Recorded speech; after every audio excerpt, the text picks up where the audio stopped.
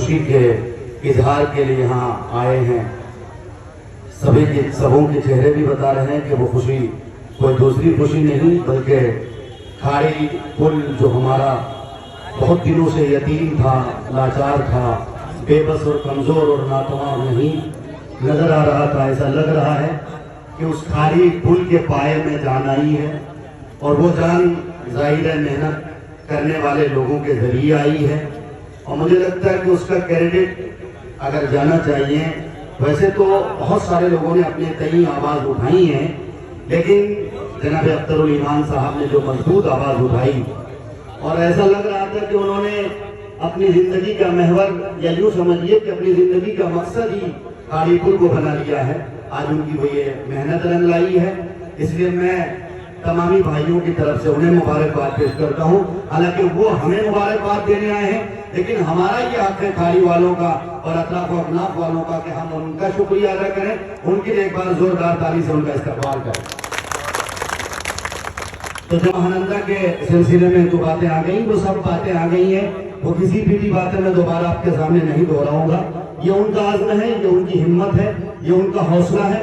بہت سارے لوگ کل تک یہ کہتے تھے کہ ہم بول رہے تھے کہ چیزیں چھین کے لائیں گے. اب وہ چیزیں چھین کے لانے کی چھمتا مجھ میں گئی کہاں ہے، وہ ہمت کہاں گئی ہے. اختر الایمان مرد مجاہد، مرد قلندر کی طرح سے ڈٹا رہا، اور انہوں نے یہ ثابت کیا کہ نہیں، ہم جو بولتے ہیں وہ کر کے دکھاتے ہیں. ان کی ایک مثل، ان کی ایک مثال مجھے آج بھی یاد ہے کہ یاد رکھیں مفتی صاحب، گائے چاہے جتنی دبلی پتلی ہو، دودھ تو بہرحال گائے ہی دے گی، اور چاہے سانڈ کتنا ہی مستنڈا کیوں نہ ہو جائے اور بہت مضبوط دکھنے والا کیوں نہ ہو جائے، لیکن سانڈ کبھی دودھ نہیں دے سکتا ہے. جس کی جو صفت ہوتی ہے وہ کام وہی کرتا ہے. تو یہ اختر الایمان صاحب نے گویا ثابت کر کے دکھایا ہے.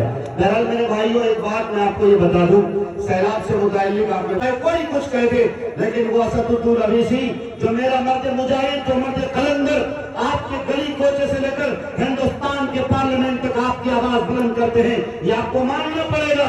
اویسی مسلمانوں کا صرف نیتا نہیں، بلکہ اگر ہم لوگوں نے اپنی اپنے زندگی رہتے ہوئے اگر اویسی کے مقام کو نہ جانا، ان کی فکر کو نہ جانا، ان کی سوچ اور ان کی دور اندیشی کو نہیں جانا، تو خدا کی قسم میں یہ کہہ سکتا ہوں آپ کے سامنے، ہم میں سے شاید آپ نے دیکھا ہریجن کو ایک بیرسٹر ملا تھا جسے ہندوستان کے سمویدھان لکھنے کے لیے ان کو چنا گیا. ایک اور کسی مذہب کے لوگوں کو بیرسٹر ملا، ان کو اتنا مقام دیا گیا کہ ایک کی چوٹ پہ پہنچا دیا گیا.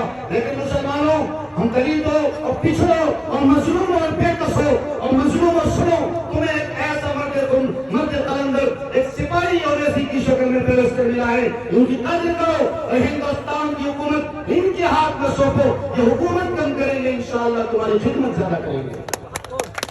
ایسے میں کہتا ہوں